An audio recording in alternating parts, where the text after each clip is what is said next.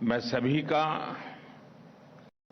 G20 university connect इस कार्यक्रम में स्वागत करता हूं और आप सब नौजवानों का अभिनंदन करता हूं।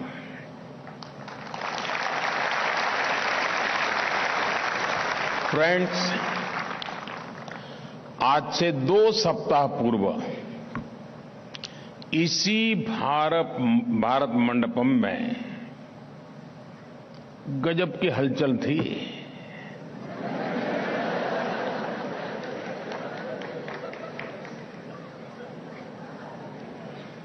ये भारत मंडपम बिल्कुल हैपनिंग प्लेस बना हुआ था।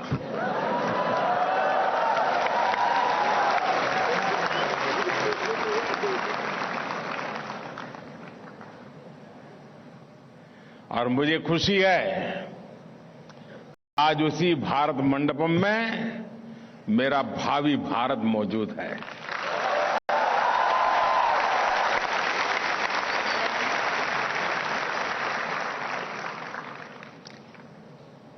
G20 के आयोजन की उसको भारत ने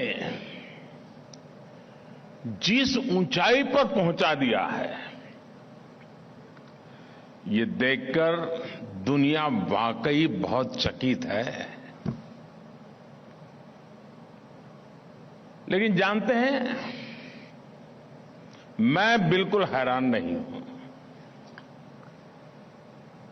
बिल्कुल सरप्राइज नहीं हूं। शायद आपके मन में होता होगा, इतना बड़ा हो गया, आपको कुछ नहीं हुआ, क्या कारण है? जानते हैं क्यों? क्योंकि जिस कार्यक्रम को सफल बनाने का बीड़ा आप जैसे यूथ स्टूडेंट्स उठा लेते हैं, यंग स्टूडेंट उठा लेते हैं, यूथ जुड़ जाता है तो फिर उसका सफल होना तय हो जाता है। आप यंगस्टर्स की वजह से पूरा भारत ही एक हैपनिंग प्लेस बन गया है।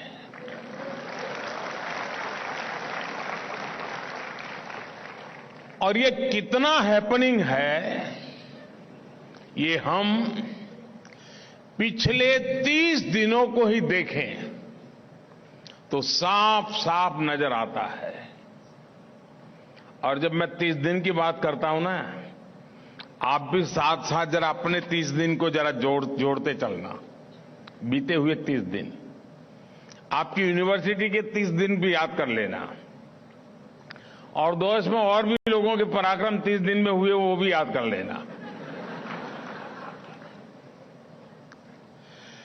मैं आपको, क्योंकि साथियों आपके सामने मैं आज आया हूं, तो मैं भी अपना रिपोर्ट कार्ड आपको दे रहा हूं।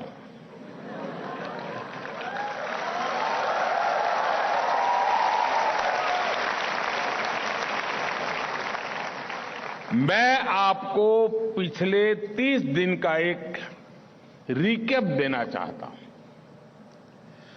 उससे आपको नए भारत की स्पीड और नए भारत का स्केल दोनों का पता चलेगा।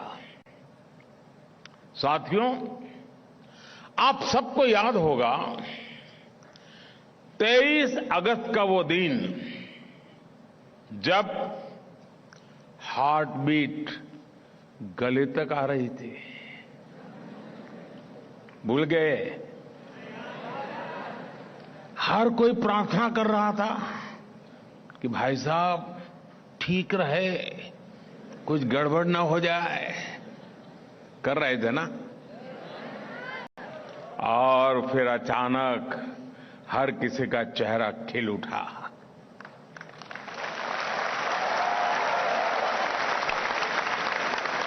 पूरी दुनिया ने भारत की आवाज सुनी, India is on the moon.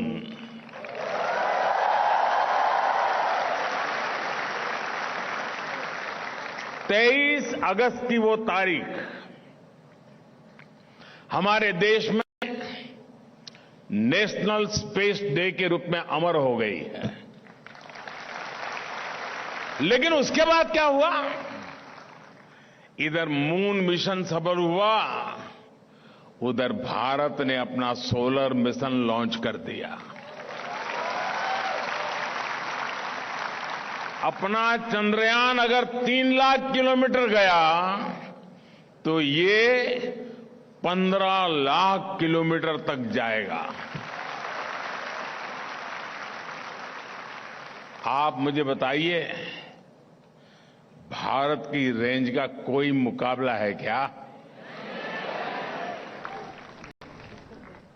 Friends, पिछले 30 दिनों में भारत की डिप्लोमेसी एक नई ऊंचाई पर पहुंची है। G20 से पहले दक्षिण अफ्रीका में ब्रिक्स समिट हुई। भारत के प्रयास से ब्रिक्स कम्युनिटी में 6 नए देश शामिल हुए हैं। साउथ अफ्रीका के बाद मैं ग्रीस गया था। ये 40 साल में किसी भी भारतीय प्रधानमंत्री की पहली यात्रा थी।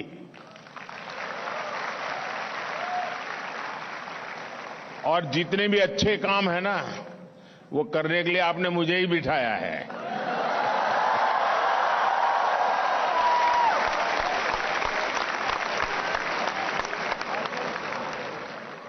G20 समिट से ठीक पहले मेरी इंडोनेशिया में भी अनेक वर्ल्ड लीडर से मीटिंग हुई। इसके बाद G20 में इसी भारत मंडप में दुनिया के लिए बड़े बड़े फैसले लिए गए। आज के पोलराइज इंटरनेशनल एटमॉस्फेयर में इतने सारे देशों को एक साथ एक मंच पर लाना छोटा काम नहीं है दोस्तों।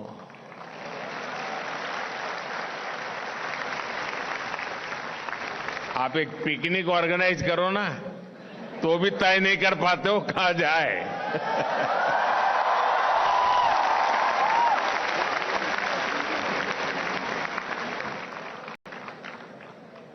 हमारे न्यू दिल्ली डिक्लेरेशन को लेकर 100% सहमति तो इंटरनेशनल हेडलाइन बनी हुई है।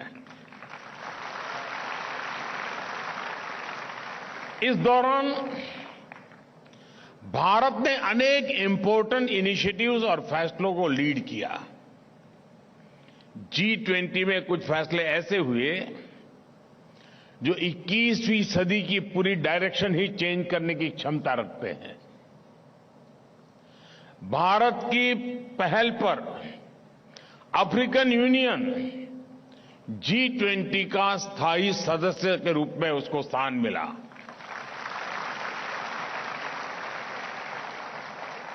ग्लोबल बायोफ्यूल्स अलायंस का नेतृत्व भी भारत ने किया।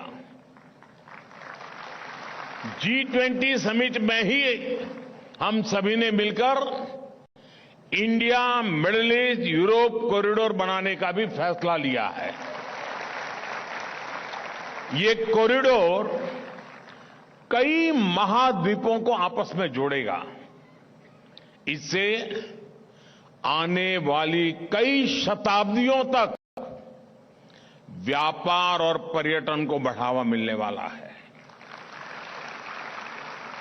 साथियों, G20 समिट समाप्त हुई तो सऊदी अरब के क्राउन प्रिंस की स्टेट विजिट दिल्ली में शुरू हुई। सऊदी अरब भारत में $100 बिलियन का निवेश करने जा रहा है।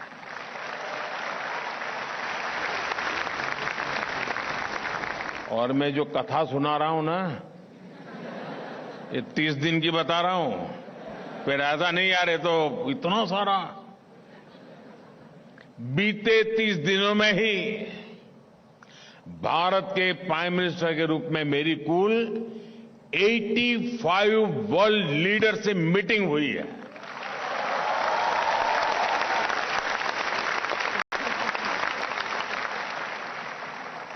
और ये करीब करीब आधी दुनिया है।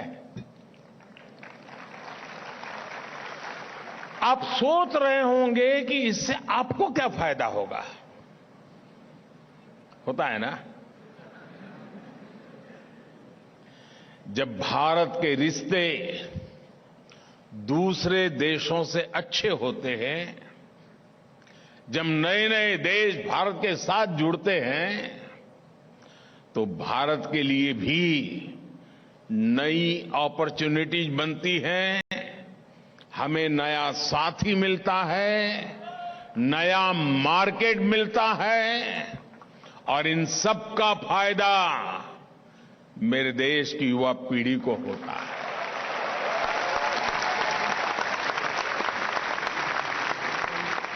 साथियों, आप सब सोच रहे होंगे कि पिछले 30 दिन का रिपोर्ट कार्ड देते हुए मैं सिर्फ स्पेस साइंस और ग्लोबल रिलेशंस की बात कर रहा रहूंगा क्या? यही काम किया कि मैंने 30 दिन में? ऐसा नहीं है।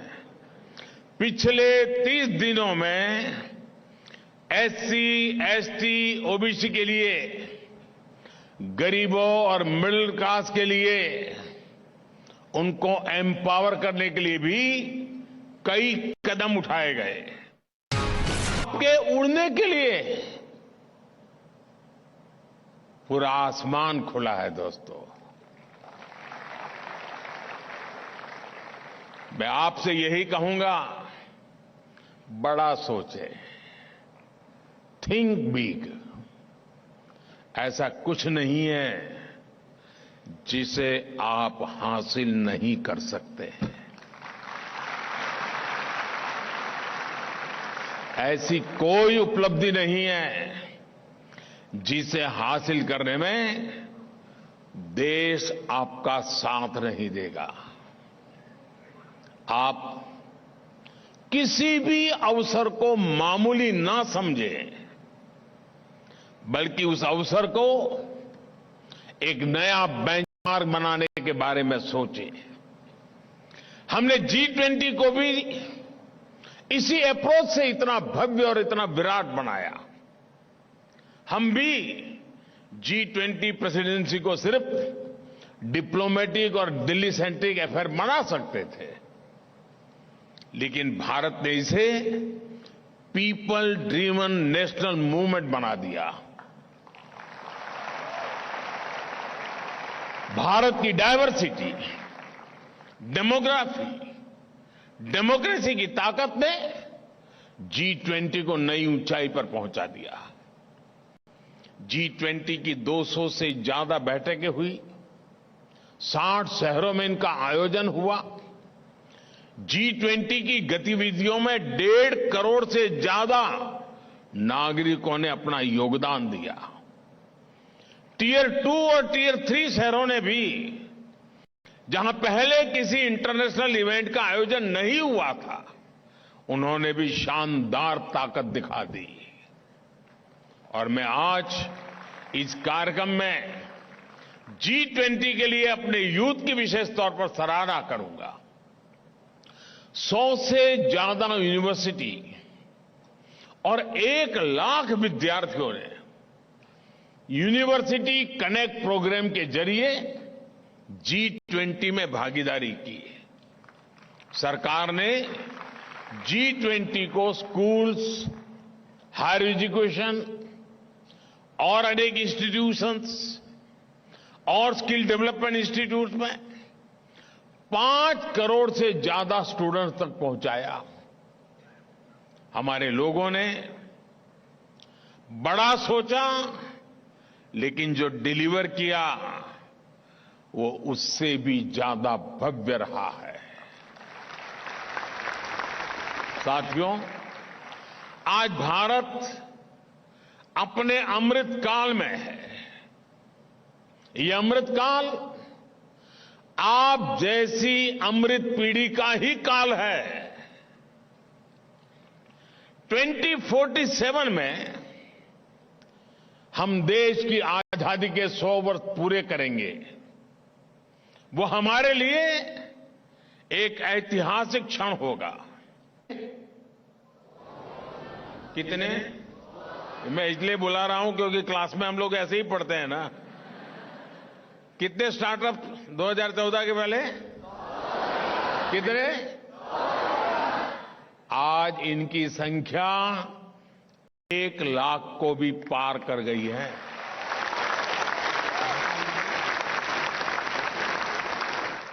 स्टार्टअप की इस लहर ने कितने ही लोगों को रोजगार के मौके दिए हैं।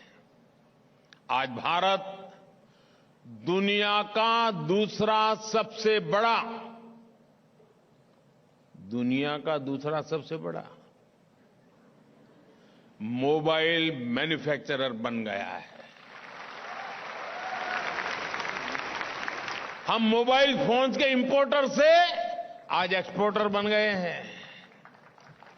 इसके कारण भी बड़ी संख्या में नौकरियों के अवसर बने हैं। डिफेंस मैन्युफैक्चरिंग के क्षेत्र में भी बीते कुछ वर्षों में बड़ा विकास हुआ है। 2014 की तुलना में डिफेंस एक्सपोर्ट करीब 23 गुना बढ़ा है। जब इतना बड़ा परिवर्तन होता है तो डिफेंस इकोसिस्टम की पूरी सप्लाई चेन में भी बड़ी संख्या में नई नौकरियों के अवसर बनते हैं। मैं जानता हूं कि हमारे कई युवा साथी जॉब सीकर के बजाय जॉब क्रिएटर बनना चाहते हैं। सरकार की मुद्रा योजना के जरिए देश के छोटे व्यापारियों को आर्थिक मदद मिलती है। आज 8 करोड़ लोगों ने 8 करोड़, आप कल्पना कीजिए, आंकड़ा बहुत बड़ा है ये। 8 करोड़ लोगों ने फर्स्ट टाइम एंटरप्रेन्योर, जिनके परिवार में कभी एंटरप्रेन्योर के नाते कोई नहीं था, फर्स्ट टाइम एंटरप्रेन्योर के तौर पर अपना कोई बिजनेस शुरू किया है, कोई कारोबार शुरू किया है, अपना काम शुरू किया है।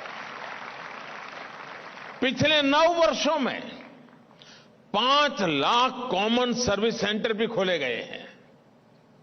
इनमें से हर एक में 2 से 5 लोगों को नौकरी मिली है।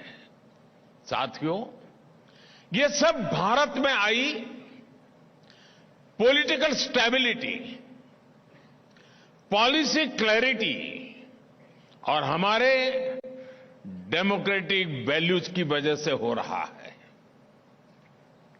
पिछले 9 वर्षों में भ्रष्टाचार को कंट्रोल करने के ईमानदार प्रयास हुए हैं। आप में से बहुत सारे विद्यार्थी वो होंगे जो 2014 में, आज से 10 साल पहले, उनकी उम्र क्या होगी?